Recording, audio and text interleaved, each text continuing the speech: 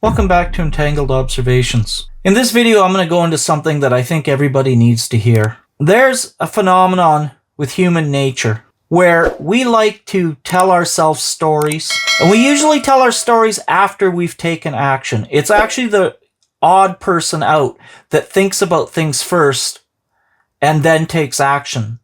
Usually people take action and then they come up with a narrative or story afterwards to explain why they took that action. And this is just fundamental human nature, but it lets us understand something about the nature of taking action, the nature of us telling ourselves stories. So where I want to begin with is I want to envision the mind as us, the mind as our entity, and our body as like a submarine.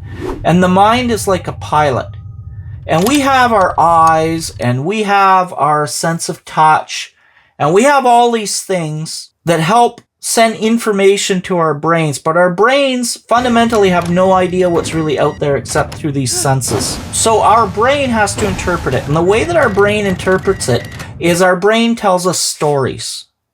And it creates narratives in our mind for what's really going on in the world outside. Because we really don't have very good senses, and we really don't have a very good understanding of what's going on around us. In fact, it's really bad. Our eyes aren't all that great. Our sense of touch isn't all that great. Our sense of hearing isn't really all that great. And then there are all kinds of stimuli that we could be perceiving that we just simply don't. Like ultraviolet or infrared information. You know, stuff that we know about, but there could easily be things we don't know about. And so we're basically piloting ourselves through this world in this machine, this submarine that feeds us all this information into our brains, and then our brains make stories. And why does our brain do that? Well, our brain does that because we want to survive. We want to ensure that we go on to spread our genes and that we live a long life. I mean, that's why we do it. And then we tell ourselves these stories about what's really going on outside. But here's the thing. We don't know. We just don't know. But we tell ourselves these stories to make ourselves feel better so we're less anxious. It lowers our anxiety if we think that we know what's going on. I'll give you an example. Say something tragic happens. There's some kind of a car accident. And everybody says, oh, it was so meaningless. It was horrible. And people try to find meaning in that. And the way that people find meaning in a tragedy is they figure out what happened and how they could prevent it from happening to them. That's the meaning. And it's sort of meaningless if it could just happen to them randomly. Nothing's more meaningless than something just coming out of the sky and taking somebody out. And we're all, whoa, that was so meaningless. Whereas if there was a reason for it and there was something we could have done about it, then all of a sudden we don't feel that way anymore. Well, think about that for a minute, what that really is saying. That's really saying what we need to do is create a story for ourselves where we can prevent that horrible thing from happening to us. That's the meaning. So what I'm getting to here is that we are riding along in these submarines called our bodies, and our brains are the pilot. You know, and you know, perhaps a soul if you're religious, but it's captured inside, and it has to interpret everything through these sensors. And it's a little, like I say, it's like the submarine. If you're piloting a submarine, the readings are fluctuating too rapidly. I can't get a lock on the target. And you see the blips on screens, or you hear the sonar, and someone's listening, you know, for sounds outside. Nobody's going to mistake that for reality. But that's basically what we're doing. That's basically what we live in. We're doing the same thing. One of the reasons that this is important is that so many people right now are feeling very anxious and upset. It really started, I think, in the 60s. Then there were events that happened in New York City with a couple of towers. I have to talk in circles here because of YouTube. There was an event there that happened, I think, that caused a lot of anxiety. And then there was some wars that happened in the Middle East, caused some anxiety. And then there was something that happened in 2020, 2021 that caused a lot of anxiety and is still going on. I became really aware of this myself during the first Gulf War and the second Gulf War because I was watching those things. The latest reports from the Middle East indicate a developing situation with significant implications for regional stability. And I realized that a lot of the stories I was being told weren't actually true. And I could just tell because of the way the narrative was presented. And always, since then, what I've done is when I tell myself a story, I always wonder if it's true. I don't ever think it is true. I just wonder if it's true. I wonder if I got it right. I wonder if there's more information. I wonder if it could possibly be true. And instead of looking for things that confirm my biases, I look for things that would contradict it. Things that would mean that I was wrong. If I can't find anything that would ruin my ideas, then I tend to think, there's a little more truth in it than I suspected maybe for now, because new information can always come up. And I sort of learned that we are in a bubble all the time. And if you look back on history and so forth, you'll see that it's always been that way.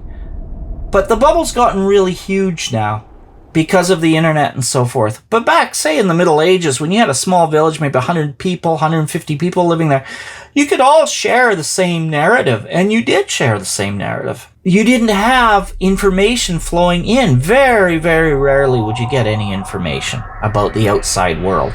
Just when somebody was traveling through, that they would give off stories, or you would find out that you were at war or something was going on basically when the soldiers showed up at your village. That was the big announcement, unless somebody was specially sent out to warn everybody, or maybe they were gathering troops or something like that. But my point is, information moved very slowly.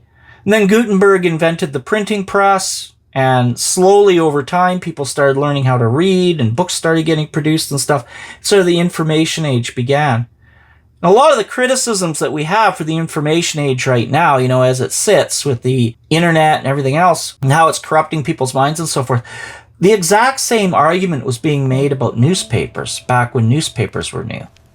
The exact same arguments were made for pamphlets when pamphleteers were popular, and they were running around distributing pamphlets to people, and people were able to read them because more information was getting out. And what that happens when you get more information is that you get different narratives. Depending on what information you got is sort of the narrative that you have to work with, that your pilot can tell itself to make it feel better. And at the end of the day, that's what our brains are trying to do. All the time, they're trying to make us feel better. This bubble expanding during that time.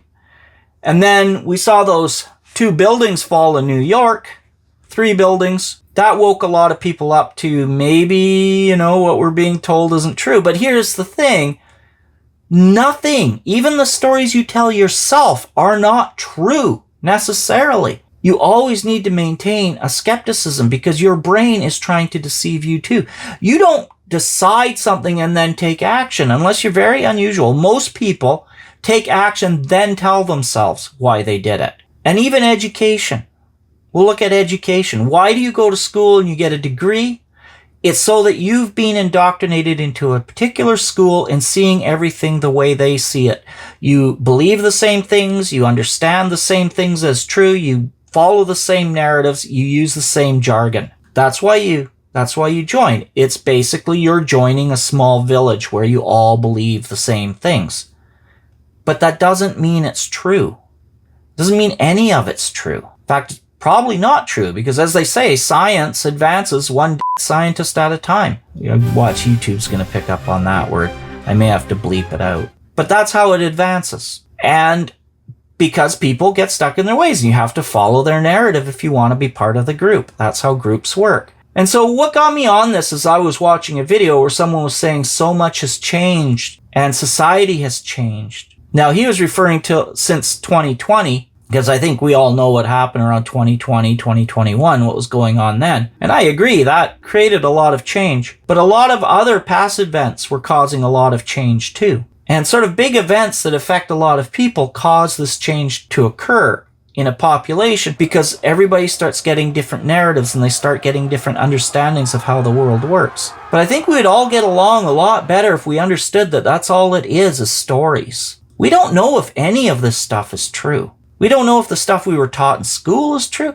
We don't even know if the history is true. History is created by the winners. History is just an interpretation of some data and put together into a narrative to make us feel better. It's always to make us feel better. So I think what's happening now, what people are really feeling, is that the village is sort of breaking apart. Even the school village, which played a huge role, since universities came of age, if you like.